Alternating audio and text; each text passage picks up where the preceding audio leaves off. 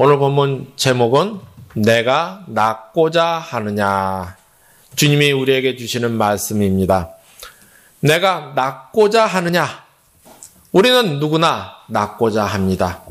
마음의 문제, 육신의 문제, 인생의 문제, 가정의 문제, 문제가 많아요. 그러면 어떻게 해야 되는가? 치료의 하나님, 우리 인생의 해답이신 우리 주 예수께서 오늘 말씀하셨습니다. 내가 낫고자 하느냐. 오늘 말씀을 통해서 주님의 음성을 들으시기를 예수님 이름으로 축원합니다. 아멘. 먼저 1절에서 5절 배경입니다. 유대인의 명절이 되어 예수께서 예루살렘에 올라가시니라. 갑자기 이 이야기를 합니다. 올라가시니라. 왜 이 말을 써놨냐? 복음서에서 올라간다. 이 말을 했을 때는 지형적으로 올라가는 말도 있지만 어디를 간다? 마태복음이나 특별히 요한복음에서는 우리 주 예수님께서 십자가를 지시려, 우리를 대속하려 십자가를 지시려 갈보리 언덕으로 가신다. 그 말을 하는 것입니다. 주께서 지금 십자가 대속을 위해 저곳을 가고 계신다. 그런데 2절이죠. 갑자기 주께서 가다가 딴 데를 들으셨어요. 베데스다라는 연못, 아주 작은 연못가입니다. 그런데 왜 들리셨느냐? 왜 이곳에 주님이 가셨느냐? 바로 특별한 목적이 있었다는 것입니다.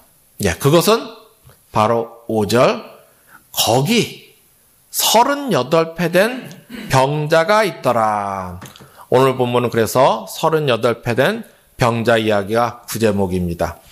이 병자를 통해서 주께서 우리에게 해주실 말씀이 있다는 것입니다. 그것이 무엇인가? 먼저 여기서 우리는 이 환자, 이 병자에 대해서 볼 때 뭘 봐야 되냐? 바로 이 38년 된 병자는 먼저 주님을 찾은 것이 아니었다. 그것을 보여주시는 것입니다. 먼저 누가 찾아오셨다? 주님이 찾아온 거예요. 많고 많은 기적 중에 오늘 이 기적은 특별히 주님이 병자를 직접 찾아가시는 기적입니다. 38년 된 환자가 찾아온 게 아니에요. 먼저 주님이 찾아오셨다. 바로 하나님의 은혜, 하나님의 선수적 사랑을 말씀하시는 것입니다. 기독교의 사랑은 무엇인가? 우리 하나님의 사랑은 무엇인가? 선수적 사랑이라는 것입니다. 하나님 편에서 나를 먼저 사랑하신다는 것입니다. 이것이 기독교와 다른 종교의 차이점입니다. 가장 큰 차이점이 바로 선수적 사랑이다. 세상의 모든 종교는 어떻습니까? 인간 편에서 신에게 닿으려고 그렇게 노력을 하는 것이 모든 종교입니다. 그래서 이슬람 같은 데서는 어떻게 하죠? 특별히 자살 폭탄을 합니다. 신에게 가려고. 안 그러면 갈 길이 없다는 거예요. 그 사람들은. 그렇지만 그들의 신은 인간에게, 우리에게 조금의 관심도 없다. 오직 누구만? 우리 하나님만 나에게 관심을 기울이신다. 그 말씀인 것입니다. 선수적 사랑. 하나님 편에서 먼저 나를 사랑하셨다. 이같이 우리를 사랑하셨다. 그래서 사랑하사 세상 속으로 들어오시고 나를 찾아오신 하나님, 바로 누구죠? 예수 그리스도라는 것입니다. 왜? 인간이 다 할 수 없어서. 그래서 불쌍히 여기셔서 이같이 사랑하셨다는 것입니다. 바로 예수 그리스도. 하나님께서 나를 사랑하신 것의 가장 최고봉, 백미가 바로 예수 그리스도라는 것입니다. 문제는 나에게 축복받을 만한 믿음이 있느냐? 축복받을 그릇이 준비됐느냐? 바로 그것입니다. 하나님께서 은혜를 한없이 값없이 계속 내려주십니다. 문제는, 그래서 은혜의 개념은 한없이 계속 내려오는 거예요. 문제는 내가 엉뚱한 데다 그릇을 대고 있다는 거예요. 인간편에서 하나님의 은혜를 받을 준비가 돼야 된다는 것입니다. 믿음. 대표적으로 믿음의 표현을 해야 되는데 순종을 해야 된다는 거예요. 예, 하나님의 선수적 사랑. 은혜의 주인공 되시길 축원합니다. 그래서 첫 번째는 하나님이 은혜를 주신다. 두 번째로 볼 것은 오늘 38회 병자 이야기에서 38이란 38이란 숫자를 봐야 됩니다. 이 38이란 38회 된 병자의 숫자는 이스라엘 민족에겐 특별한 숫자입니다. 첫 번째로 이 숫자는 40년 광야 생활을 의미합니다. 출애굽해서 시내산에 도착해서 시내산에 머무른 기간이 2년이에요. 그리고 그 다음부터 시내산을 출발해서 가나안에 가기까지 38년이기 때문입니다. 그래서 딱 38년 하면 출애굽 40년을 떠올립니다. 예, 그래서 이때 이 시내산에서 어떤 일이 있었죠? 모세가 언약을 받았어요. 시내산 언약이라 하죠. 예, 10계명을 우리는 생각하는데 이것 말고도 여러 가지 6가지 받았습니다. 거기 그 언약의 핵심은 뭐냐? 나는 너의 하나님, 너는 나의 백성. 이 선언을 해주셨다는 것입니다. 이때부터 이스라엘은 언약 공동체가 됩니다. 마찬가지로 우리도 누가 있기 때문에 예수 십자가를 통해서 예수님께서 나를 믿기만 하면 구원해 주신다는 약속이 있기 때문에 우리는 하나님의 언약 백성이 된 것이죠. 이렇게 하여튼 38년 하면은 40년 광야 생활을 생각한다는 것입니다. 두 번째로 이 38이라는 숫자는 뭘 떠올리느냐? 히브리 민족에게는 순종하면 축복이요, 불순종하면 저주인데 이 38이라는 숫자가 저주를 떠올립니다. 시내산 2년 뒤에 시내산에서 딱 출발을 하죠. 이스라엘이. 그리고 민수기 13장 14절을 보면 이스라엘이 가나안 바로 직전 가데스 바네아에서 뭐랍니까? 하나님을 거역합니다. 불순종해버려요. 그러니까 어떻게 돼요? 38년을 떠들었다.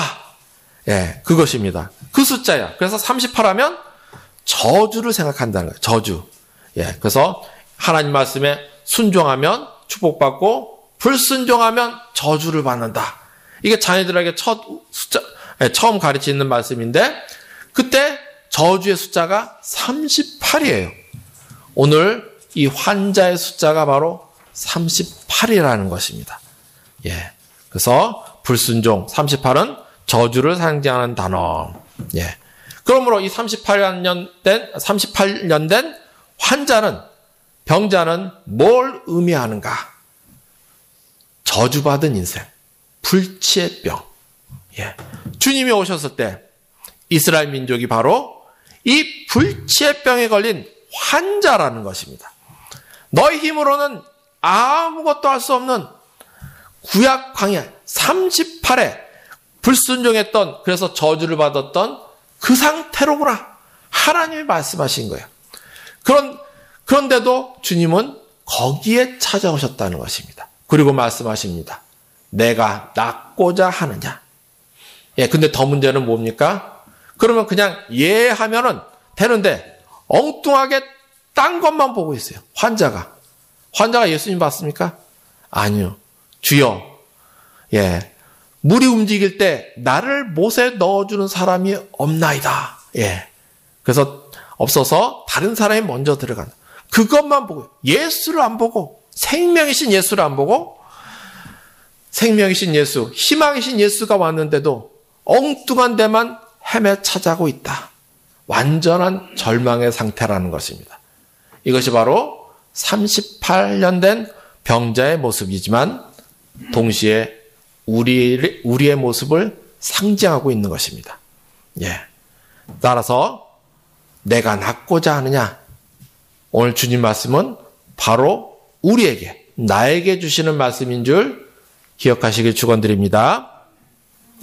절망 속에 나에게 주님이 찾아오사 말씀하십니다. 내가 낫고자 하느냐? 소망입니다. 희망도 소망도 아무 꿈도 없던 우리에게 전능하신 하나님, 해답이신 예수께서 오사, 전능하신 하나님이신 예수께서 오사 우리의 소망이 해답이 되어 주신다는 것입니다. 이것이 바로 38년 된 환자 이야기의 의미인 것입니다. 너무도 큰 은혜입니다. 이 은혜를 붙잡는 복 있는 자 되시길 축원합니다. 이 은혜들을 붙잡아야 돼요. 사실을 우리의 해답이 되어주시고 소망이 되신 주님의 은혜로 오늘까지 우리는 살아남은 것입니다. 그러므로 앞으로도 어떻게 해야 돼요?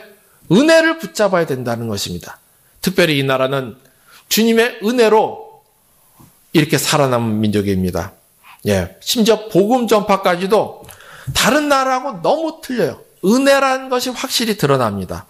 19세기 우리나라 복음 전파는 19세기 중반에 영국 토마스 선교사가 중국에서 저 동쪽에 은둔의 나라 조선이 있다는 얘기를 듣고 선교를 결심할 때부터였습니다. 그래서 어떻게 이 저 백성에게 복음을 전할까? 조선 사람들이 한문을 안다고 하니 한문으로 된 성경을 가져가야겠다. 그래서 토마스 선교사가 한문으로 된 성경들을 배에다 싣고 이제 한국에 온 것이 선교의 시작이었습니다. 그러나 그의 선교는 안타깝게 실패로 끝나버렸습니다. 무슨 사건입니까? 대동강,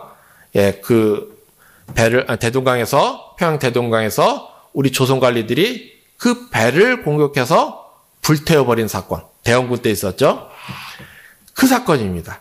그때 토마스 선교사가 죽는데 죽기 전에 이 선교사가 마지막으로 한 일이 있었습니다. 뱃속에서 타 죽기 전에 그 가져왔던 성경을 강둑에 던졌던 것입니다. 하나님, 내가 전하지 못하지만 성령께서 이 책을 통해서 하나님의 구원의 역사가 있게 하여 주시옵소서. 그렇게 두만군 강둑에 성경을 던졌다고 합니다. 그리고 순교를 당합니다. 그의 선교는 실패로 끝난 것만 같았습니다. 죽었으니까요. 그러나 아니었습니다. 그 토마스 선교사가 던진 책 중에 3권을 당시 조선의 말단 관리가 주었습니다. 왜냐하면 당시는 종이가 아주 귀하던 시절이라 이거 그 관리가 이거 집에 가서 벽지로 쓰면 좋겠다 해가지고 성경을 가지고 가서 뜯어가지고 벽에다 다 발랐다고 합니다. 예, 도배를 했다 그래요. 무슨 책인지 모르지만 귀한 종이니까. 그리고 당시엔 읽을 게 아무것도 없던 시절이에요. 예, 책 자체가 맞아 송아지 한 마리 값. 그러니까 가난한 사람이 뭐 책 읽겠습니까? 그러니까 아무것도 할 게 없으니까는 집에 가면은 벽에 써진 글씨를 읽은 거예요. 마태복음, 말마자, 클테자, 복복자, 소리음자. 말이 날로 커가니 복된 소리다. 이게 뭔 소리인가? 그게 마태복음이에요, 마태복음. 예. 무슨 말이길래 말이 무슨 말이길래 커지는 복된 소리인가? 자꾸 읽었다는 것입니다. 그런데 이 관리가 읽는데 눈물이 흘러들어요. 벽지를 읽다가 예수를 믿고 은혜를 받고 예수를 믿게 된 것이었습니다. 성령께서 역사하신 것이죠. 그래, 예수를 믿고 우리나라 기독교 역사가 다시 시작된 것입니다. 예, 물론 고대에 있었을지도 모르지만, 그리고 교회를 이분들이 세웠는데 바로 평양 장대영교회, 평양교회들입니다. 그것뿐만 아닙니다. 1885년에 최초의 우리나라 선교사, 장로교 언더우드하고 감리교 아펜젤러 2사람이 제물포, 지금 평양이죠. 딱 부활절날, 예, 인천 항구죠. 제물포가. 부활절 아침에, 희한하게 부활절 아침에 그 인천 제물포항에 도착해가지고 첫 걸음을 내디는데, 그래서 어떤 여관에 숙식하는데 황해도에서 어떤 사람이 찾아오더니 갑자기 자기를 찾아오더니 하는 말이 당신이 목사냐 선교사냐 예, 그렇게 묻더래요. 그러니까 그렇다고 하니까 그러면 나 좀 세례 좀 해달라고. 우리 교인들 세례 좀 해달라고. 그래서 세례 받는 것부터 시작해서 이 나라 교회가 시작된 것이 바로 한국입니다. 예. 누구냐면 그 사람이 서상륜이란 황해도 인삼장사였습니다. 그 인삼장사가 중국 갔다가 선교사한테 복음을 듣고 예수를 믿은 것이었어요. 그래서 조선에 보니까 예수를 교회도 없고 하니까 사람들한테 복음을 전해가지고 그 교회를 그냥 세운 것이에요. 예. 그러니까, 예. 근데 지금의 이제 서경석 목사님이라고 있습니다. 그 목사님의 할아버지 얘기예요. 그러니까 서경석 직접 듣고 한 얘기입니다. 그러니까 성경에 보면 세례를 주는데 세례를 줄 사람이 없는 거예요. 목사도 선교사도 없으니까. 예, 그래서 이게 마음에 걸려하는데 딱 선교사가 왔다는 소리를 듣고 부지런히 제물포에 달려가서 세례를 받았다. 예, 그렇게 전해집니다. 이렇게 우리 민족은 다른 나라하고 선교 역사가 완전히 다른 민족입니다. 은혜를 받았다는 것입니다. 먼저 예수를 믿고 또 선교사 가서 맨 처음 한 일이 복음 전파보다도 먼저 한 일이 세례를 준 나라. 세계에 유례가 없습니다. 이렇게 우리는 큰 은혜를 받은 민족입니다. 마찬가지로 여기 우리도 하나님께서 은혜를 주셨기에 이렇게 예배드리게 계신 줄 믿습니다. 예. 희망. 예수가 은혜를 주시는 분이에요. 우리의 소망이십니다. 소망, 희망을 잃어버린 우리에게 예수가 밤하늘의 빛이 되어주신다. 희망이고 생명이고 소망이 되어주신다. 문제는 이 은혜에 우리가 반응해야 된다는 것입니다. 하나님이 은혜 주시는데, 여기다 은혜를 주시는데 엉뚱한 데 가서 반응을 하면 소용이 있어요? 없어요. 은혜 주시는 데다 반응해야 된다는 것입니다. 순종으로 반응해야 된다. 반응하시기를 예수님으로 축원합니다. 예, 이것이 바로 두 번째 은혜. 예, 그래서 순종으로 반응해야 된다는 것입니다. 그래서 오늘 세 번째 잊지 말 것이 뭡니까? 8절입니다. 8절 같이 읽겠습니다. 예수께서 이르시되 일어나 내 자리를 들고 걸어가라. 그래서 반응을 합니다. 어떻게 반응합니까? 믿음의 표현이 순종이에요. 여기 이 환자도 주께 순종으로 반응을 합니다. 9절 그 사람이 곧 나와서 자리를 들고 걸어가니라.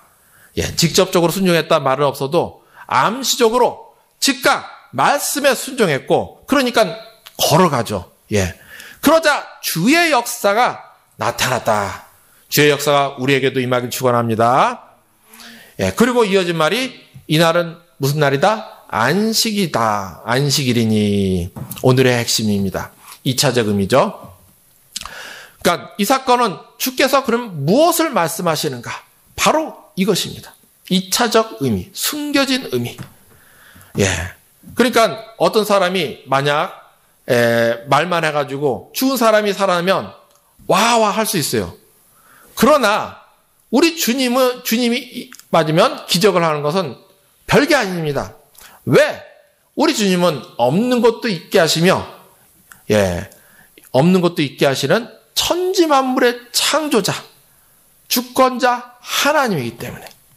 그럼 왜 이 기적을 특별히 보여주시냐? 우리 주 예수는 누구냐는 것입니다. 이날은 안식일이니. 안식일은 유대인들이 목숨을 걸 정도로 강조하는 날입니다. 예, 그런데 왜 안식일에 주께서 역사를 행하셨냐? 우리 주 예수가 바로 안식일의 주인이라는 것입니다. 안식일의 주인이요, 너의 구세주요, 창조자라는 것입니다. 예, 그래서 38년 병자같이 절망에 빠진 너희를 구원하러 오셨다. 율법의 완성인 은혜의 시대가 그러므로 시작된다. 이것이 바로 이날은 안식일이니 그 말씀의 의미입니다. 주께서 은혜를 주시려 오셨다.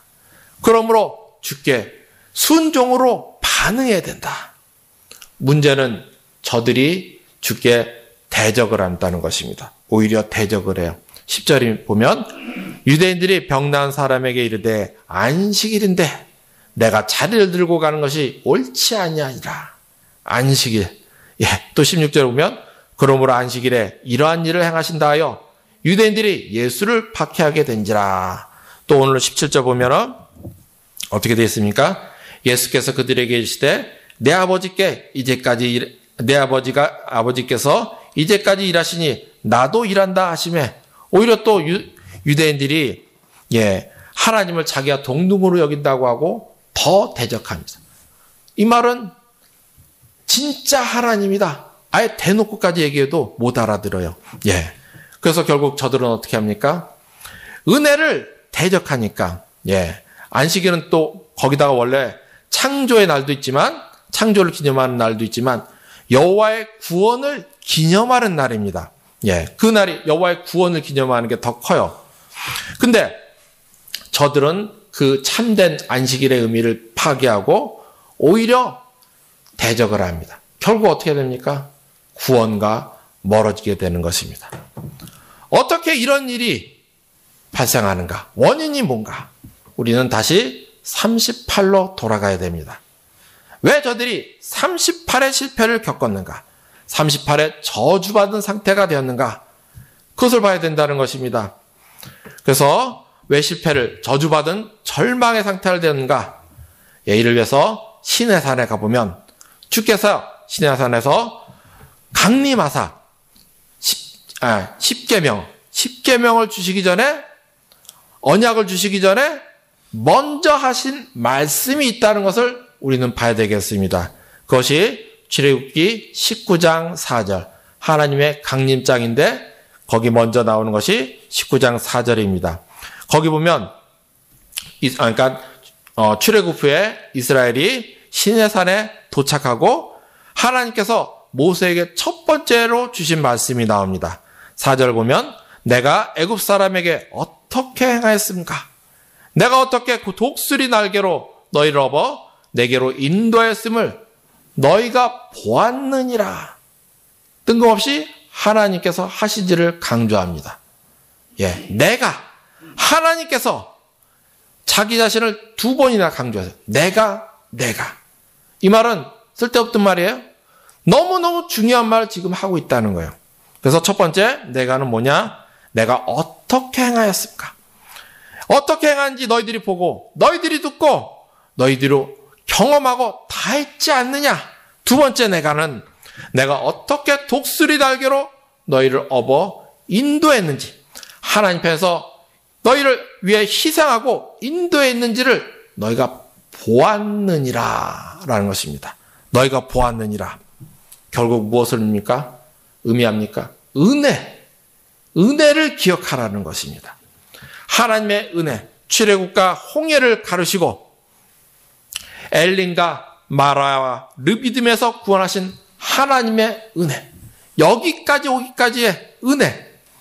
마라의 샘물을 치료하시고 먹이시고 엘림에서 풍성하게 준비해 주시고 또 르비딤에서 아말렉으로부터 구원하신 하나님의 은혜, 그 은혜들을 경험하며 너희가 왔다는 것입니다.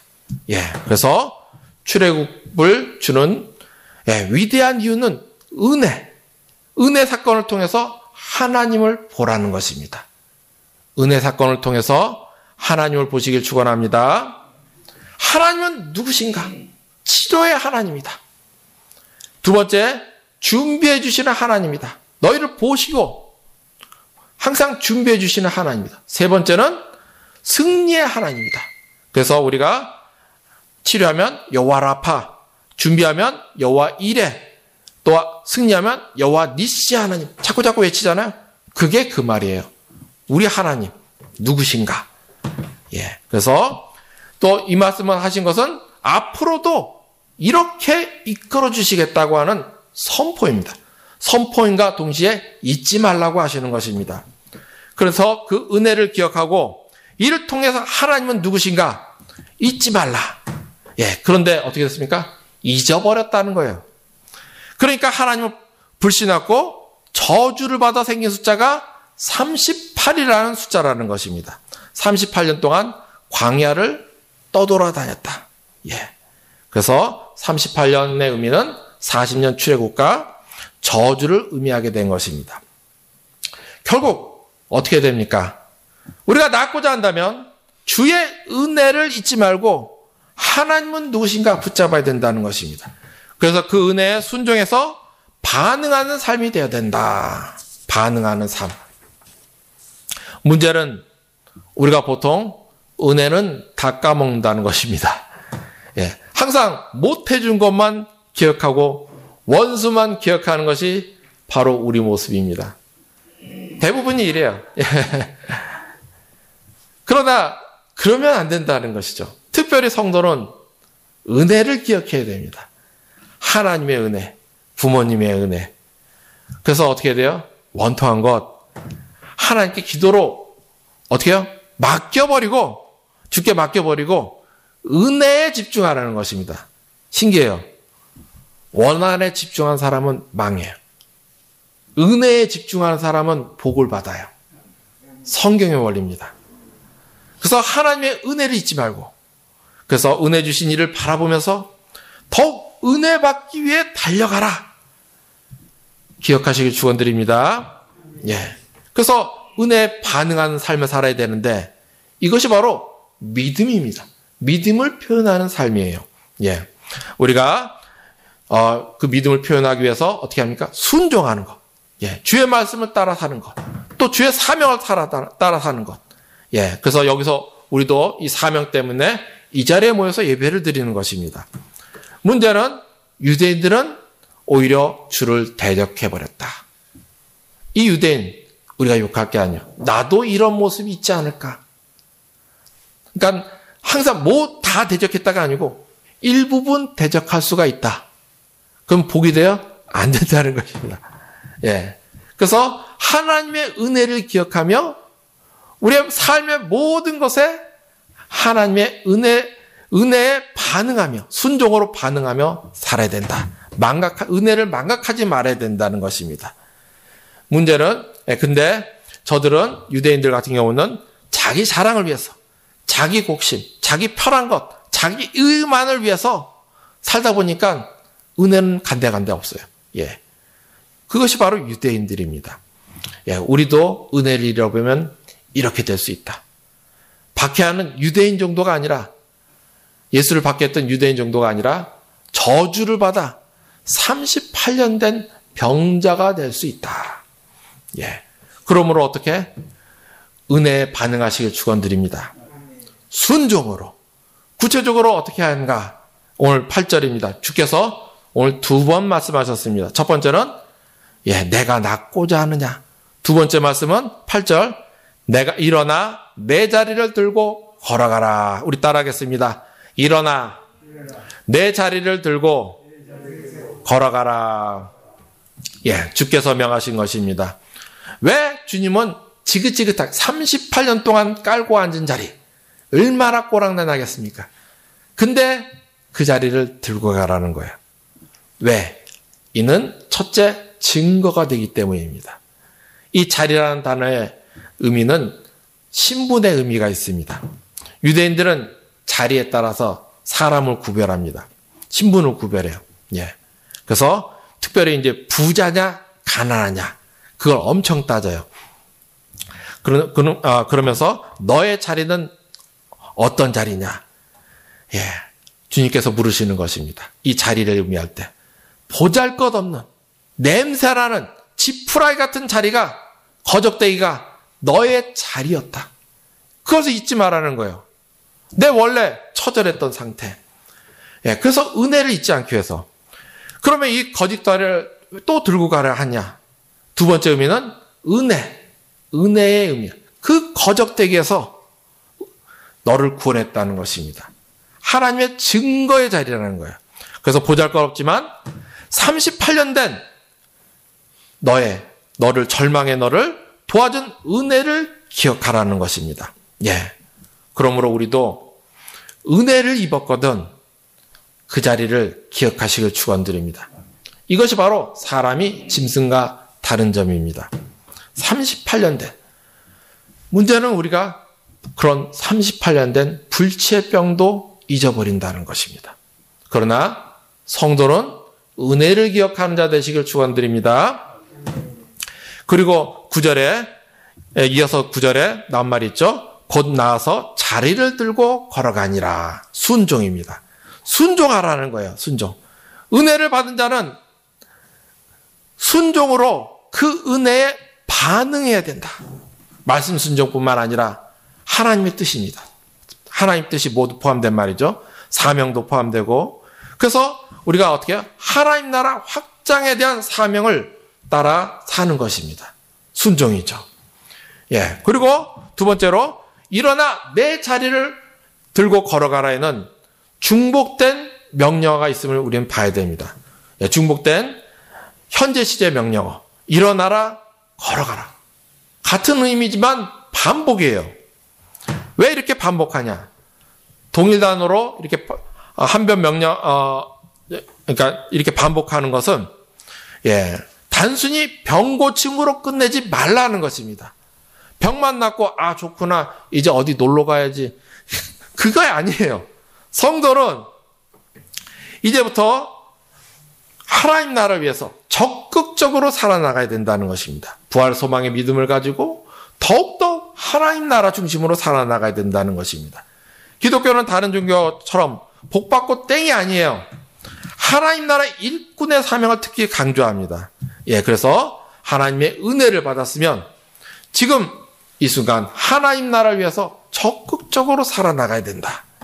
예, 그래서 우리 성도들도 이 병자처럼 치료함을 받은 후에 자기 자리를 들고 걸어가는 자 되시기를 축원드립니다.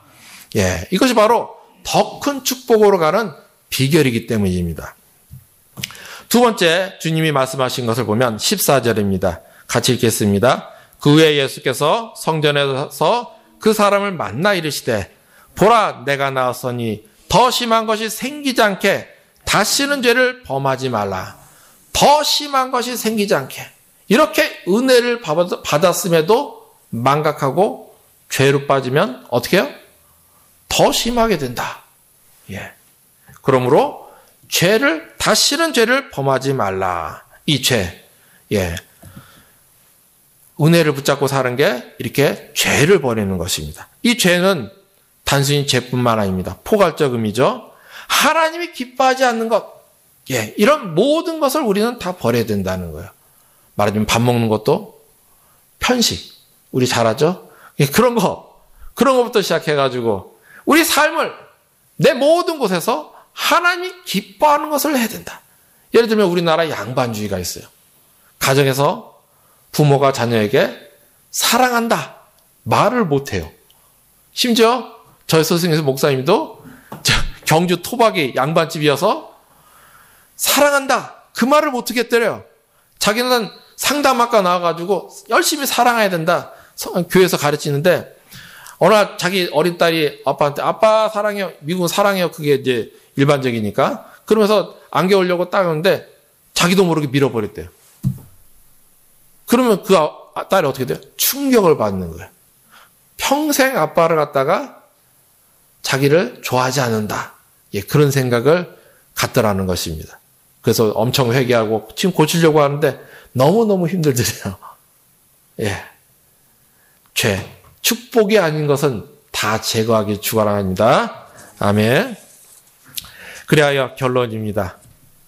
천지 만물의 주제, 전능하신 하나님, 우리의 소망이며 생명이신 우리 주 예수께서 나에게 찾아오사 내가 낫고자 하실 때 은혜를 붙잡는 자 되시기를 축원합니다. 이를 위해서 준비하는 자가 되어야 된다는 거예요.